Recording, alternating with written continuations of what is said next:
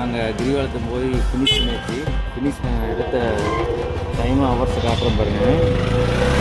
14 kilometre முடிச்சுட்டு 3.51 நிமிஷம் நடந்திருக்கோம்.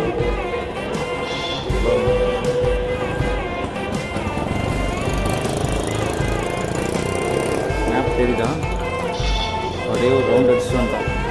கிரிவலத்தை complete பண்ணிட்டோம். ஓகே காய்ஸ், நீங்களும் யாரோ இவ்வளோ நிமிஷம் நடந்துருக்கீங்களோ நீங்களும் கமெண்ட் பண்ணுங்கள். ஓகே, பாய்.